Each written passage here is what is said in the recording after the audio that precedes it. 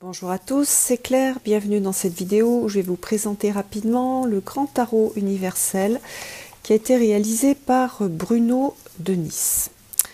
Alors, donc c'est un tarot assez ancien et d'ailleurs on a une boîte cartonnée dans laquelle les cartes ne sont pas toutes serrées, alors que maintenant la norme c'est d'avoir des cartes toutes serrées puisque ça permet de les envoyer par la poste sans que la boîte ne s'écrase.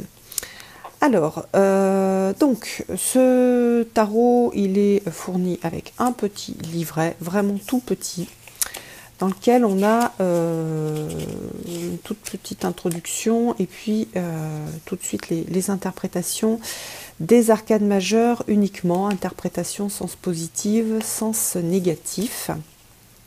Pardon, sens positif, sens négatif.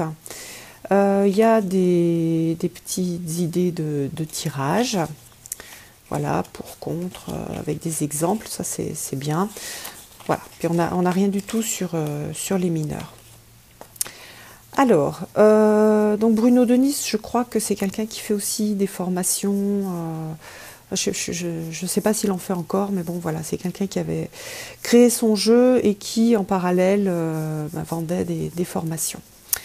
Alors, son jeu, il a été donc tout redessiné avec des couleurs, avec un jeu de couleurs assez chaud, mais on retrouve donc un peu le principe des cartes du tarot de Marseille. Alors, je trouve j'aime beaucoup les arcanes majeures. Je trouve qu'elles ont quelque chose de touchant.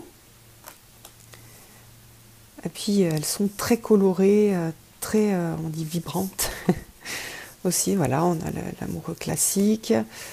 On a vraiment des jolies cartes, une belle représentation des arcanes. Bon, il y a beaucoup de fantaisie par rapport à un tarot de Marseille classique. Donc les puristes, je pense, n'osent pas trop l'apprécier. J'aime bien cette tempérance avec les cheveux bleus. Voilà, donc il est beaucoup plus... tous les gens qui ont du mal avec le tarot de Marseille, parce que c'est vrai que c'est assez austère, je pense que c'est un jeu qui vous plaira beaucoup plus. Vous voyez, avec le monde, on retrouve les 4 évangélistes. Bon, là, un peu de violet. Enfin, c'est... Et puis, le mât a été numéroté 22. Et puis après, donc, on attaque les arcanes mineures. Et alors là, il y a eu des choix de couleurs pour représenter les mineurs. Donc, par exemple, là, les bâtons, ils ont tous un fond vert flash. Alors l'avantage, c'est qu'on reconnaît tout de suite donc, cette suite de bâtons. L'inconvénient, c'est que moi, c'est vrai que j'ai un petit peu du mal avec ce vert. Mais voilà, on reconnaît les bâtons, on a ce lien avec le bâton, le bois, le verre. Après, donc, on a les coupes. Au niveau des coupes, on va avoir un fond bleu flash. Voilà, après, c'est vraiment une question de goût personnel. Moi, j'ai un petit peu de mal avec ces fonds très colorés. Mais encore une fois, ça permet de visualiser tout de suite dans quelle suite on est, et puis d'avoir ce lien avec cette couleur qui est quand même très, voilà, très liée à la suite. Après, donc pour les épées, on a le rouge. Alors, je pense qu'il a dû associer peut-être dans d'autres livres où il a peut-être expliqué pourquoi il a choisi le rouge. Il a dû associer les épées au feu, comme on l'a sur certains jeux. Donc là, on a ce côté rouge, un peu sanglant.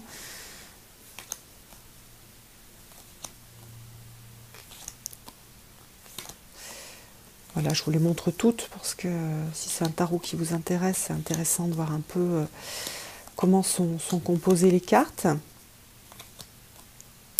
Voilà, puis pour les deniers, on a le jaune. Et les cartes de cours sont très jolies aussi. Donc là, le jaune, c'est pareil. Je trouve un peu flash. En fait, je préfère quand il y a des fonds neutres, fond blanc.